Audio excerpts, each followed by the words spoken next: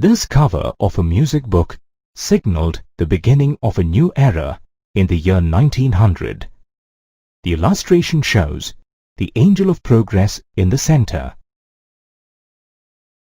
She is carefully balancing herself on a wheel with wings, which symbolizes time.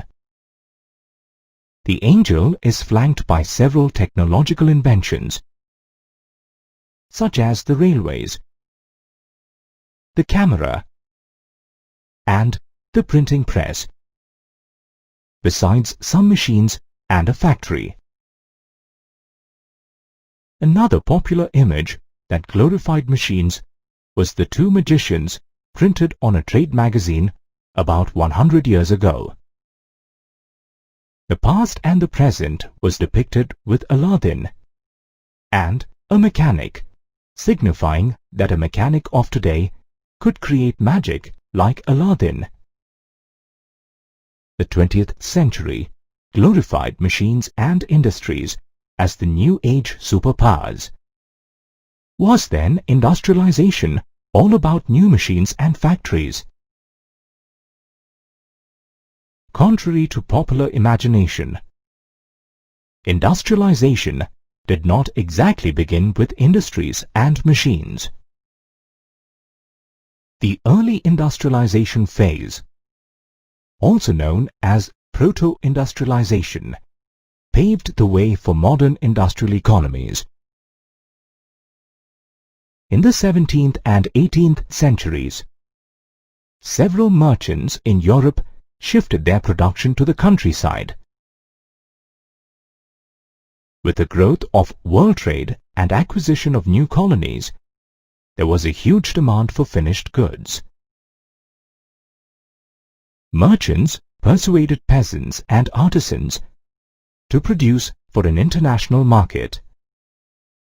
In the countryside, open fields and common land were fast disappearing, and peasants were desperately looking for alternate sources of income. Therefore, they readily agreed to work for the merchants.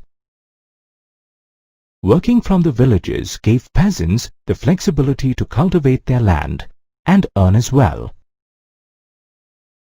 This association linked the towns and the countryside very closely. For example, in Britain, there were skilled laborers like wood staplers, spinners, weavers, fullers and dyers in the countryside, who were involved in various tasks of cloth production. However, finishing of the cloth took place in London. The proto-industrial times involved a lot of workers who worked from their homes and not in factories. By the 1730s, factories began developing in Britain, but they actually expanded only in the late 18th century. Cotton was the first industry to grow in Britain. The invention of new machines accelerated the pace of production and increased the output. The invention of the cloth mill by Richard Arkwright brought a revolution to cloth production, as it brought together the scattered processes under one single roof. Slowly, new mills and factories dotted the landscape of England in the early 19th century. Iron and steel was the next industry to flourish. With the expansion of the railway network in Britain as well as in the colonies, there was a huge demand for iron and steel. Although the new industries were expanding, they did not completely replace the old industries. Even at the end of the 19th century, most textile production happened through domestic units. New technology such as steam engines did not bring a revolutionary change overnight.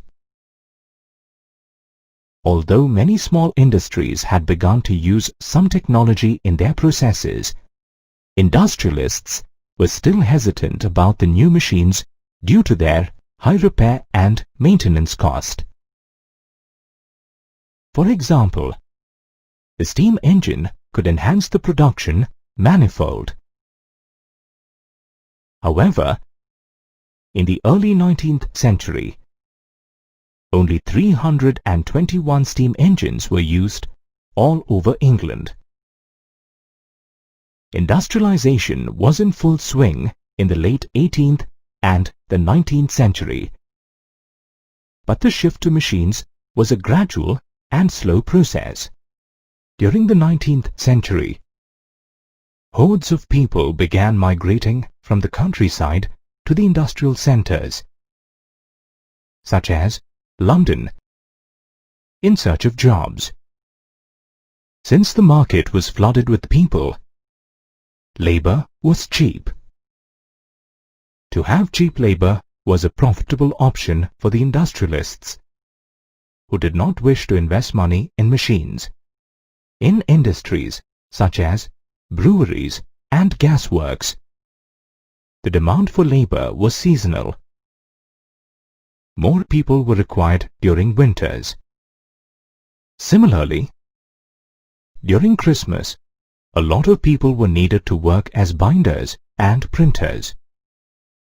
After the peak season, laborers would be out of work again. Rather than installing machines, the owners of seasonal industries preferred to hire manual labor for a short period. Manual work was also favored for products that required intricate design and finish. Machines could be used to mass-produce uniform goods. However, it required craftsmanship and skill to make goods with individual specifications. In Britain, the upper classes preferred handmade goods for their finesse. In America, though, industrialists preferred to work with machines due to a shortage of labor. In Britain, there was no dearth of labor. In fact, easy availability of labor in the market affected the life of the workers. Many people came to the cities in a hope to improve their lives, but had to spend weeks of extreme hardship before they finally got jobs. It was difficult to find shelter in the cities. People had to spend nights under bridges or in poorly maintained night shelters and refuges. There were warehouses also where they could stay after obtaining a ticket, and others went to the casual wards maintained very poorly by the law authorities. However, it wasn't an easy task to get into the warehouses. The warehouses used to conduct a thorough medical examination against diseases. Getting a job was easier if there was some friend or relative working in a factory. Workers had to lead a miserable life on their shoestring wages. During the 19th century, wages increased slightly, but their real value remained low due to the consequent price rise. For the workers, the period of employment was an important factor, as their average daily income was decided by the number of days of work. Till the mid-19th century, nearly 10% of the urban population was very poor. During the economic slump, there was a dramatic rise in the unemployed population in the cities. Another threat was the innovation of new machines which would replace the workers. The spinning jenny, designed by James Hargreaves in 1764, is a classic example. This machine increased the pace of spinning and reduced the demand for labor, thereby leaving hand spinners jobless. The second half of the 19th century witnessed the rise of building activities, which came as a blessing in disguise for the workers. Construction work for railways, road widening, drainage and sewers created new job opportunities. In the next 3 decades, there was a significant increase in the number of workers employed in building activity. Some archaeological excavations in Egyptian tombs have revealed numerous fragments of cotton originating from Gujarat and dating back to the 5th century AD. Similarly, items like bone needles and wooden spindles have been unearthed at Mohenjo-daro and Harappa, which indicates the use of homespun cotton even in those early times. Historically, India has been known the world over for its flowing silks and crisp cottons. Textiles were one of the most vital industries of India. Let's understand how the arrival of the British and industrialization impacted this age-old industry. India had a huge international market for its textiles. The old seaports of Surat, Masulipatam and Hooghly also enhanced the textile trade and connected India with the Gulf ports in the Red Sea and that of Southeast Asia. Indian merchants and bankers played a key role in this network of export trade. With the rise of European companies, this trade network suffered a gradual decline. The European companies obtained several concessions from local courts and secured monopoly rights to trade. Consequently, the old Indian ports began to shrink. On the other hand, Bombay and Calcutta emerged as the new ports catering to the European companies. Before consolidating its political power, the East India Company had found it difficult to regularly export Indian textile goods at cheaper rates. The textile market in India was very competitive with a variety of foreign and local traders.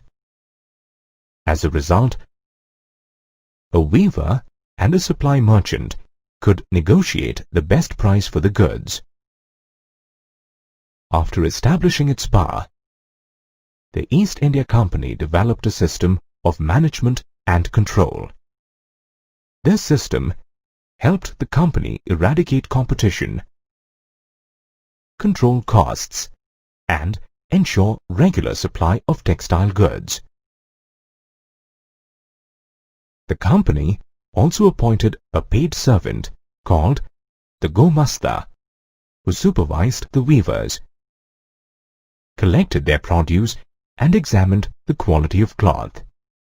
This step did away with the brokers in the cloth trade, but caused a lot of chaos in the lives of the weavers. The Gomastas were the sole buyers of the weavers' produce. Besides this, the prices paid to the weavers were really low. In wake of this exploitation, some weavers rebelled and some migrated to other villages, while a few of them even gave up weaving and became agricultural laborers. However, it didn't end here. The start of the 19th century came with a fresh set of challenges for the weavers.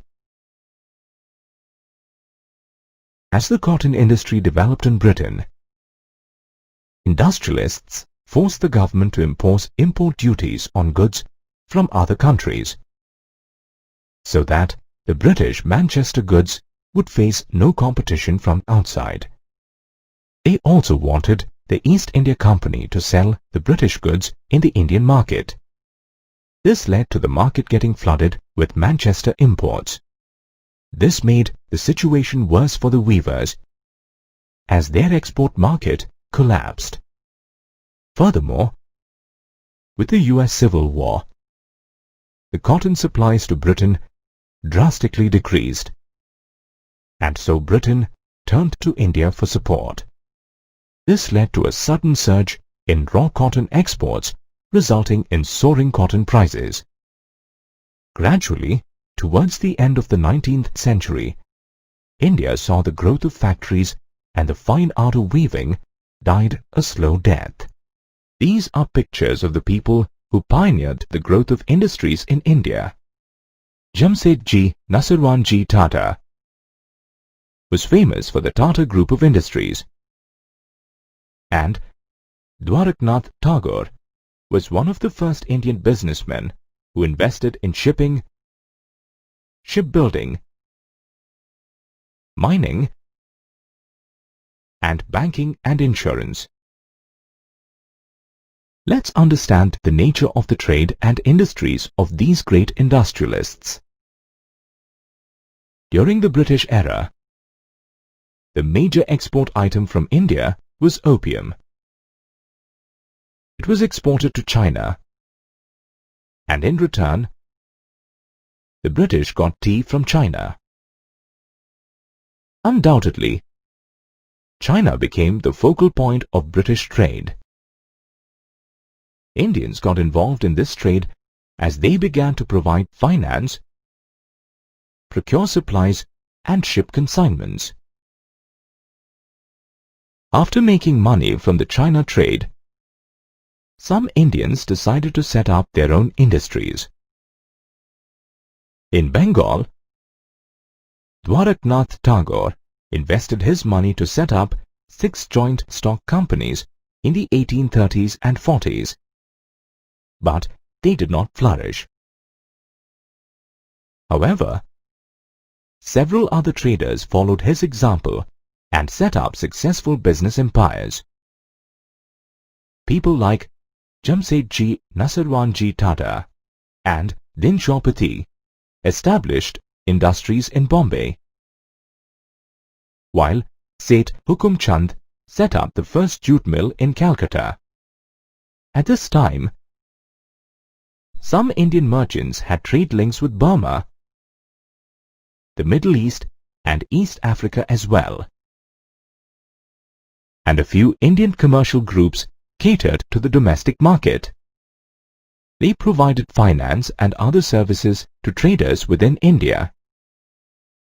Later on, they invested their money in setting up factories. However, not all was well for the Indian merchants. The stringent policies of the British government restricted their trade. Their exports were limited to items like cotton, opium, wheat, and indigo, which were required by the British. Moreover, European managing agencies were given the task of controlling Indian industries. These agencies rendered Indian industrialists helpless and had complete control over their investments and key business decisions. Despite all odds, Indian factories multiplied in the second half of the 19th century. The first cotton mill was established in Bombay in 1854. A few years later, the first jute mill sprung up in Bengal. Gradually, many cotton spinning and weaving mills came up. A strong labor force was required in these mills, which opened new avenues of employment. In 1901, nearly 5,84,000 people worked as laborers. These laborers were peasants and artisans who had moved to nearby cities in search of work. As the number of job aspirants increased, mill owners began to hire a jobber who helped manage recruitments. Jobbers were typically old, experienced, and trusted workers. In spite of the colonial restrictions, Indian industries continued to grow and provided employment to thousands of people. This is not a painting of baby Krishna, but an advertisement of 1928 by the 𝙁𝙗𝙃𝙇𝙇 Water Company. In the last phase of the 19th century, Indian markets were flooded by goods from Britain. To create a positive image of their product and boost sales, British manufacturers used effective advertisements. The owners of Manchester Goods tried to create a unique brand identity for themselves by marking a label, "Made in Manchester," on all their clothes. Early Manchester labels showed many Indian gods and goddesses to create respect and approval for the product. Images of deities were used to make Indian buyers identify with these foreign products. Calendars were also printed to advertise products. These calendars could be used by the rich and the poor, the educated and the illiterate alike. Some calendars also carried the images of nawabs and kings, which in a way guaranteed the buyer about the product's good quality. On the other hand, the advertisements by Indian manufacturers were very nationalistic, upholding the idea of Swadeshi. Since the Manchester goods commanded a good market share, Indian industries avoided competing with them in the beginning. Indian companies started producing coarse cotton yarn, which was not a British import to India. This yarn was either used by handloom weavers or was exported to China. With the beginning of the Swadeshi movement in the 20th century, industrial groups became vocal in their demands. They got together and pressurized the government to increase tariff protection and grant them other concessions. From 1906, the export of Indian yarn to China declined because of new players in the Chinese market. Therefore, Indian industrialists began cloth production. The beginning of the First World War brought a dramatic turn to industrialization in India. The supply of Manchester goods declined as English mills got busy in producing goods for the war. This provided a golden opportunity to the Indian mill owners to capture the domestic market. Later on, Indian industries were also used to supply items for the British Army in the war. Due to this sudden surge in demand, several new factories were set up in India, and many people were employed. After the war, the British economy could not compete with the new players.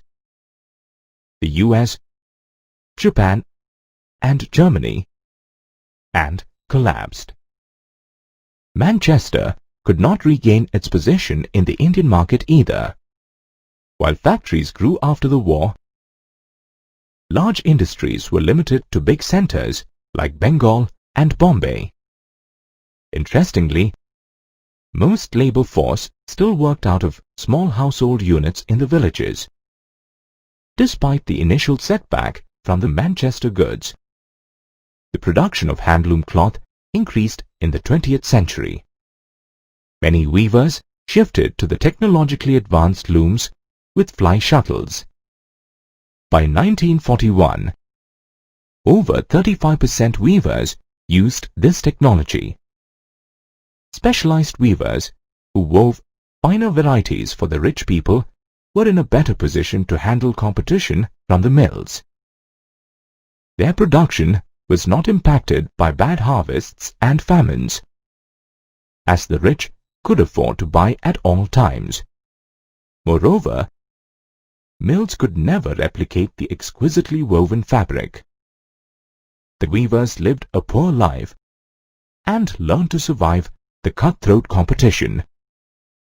Overall, hand labor and small-scale production remained integral to the process of industrialization.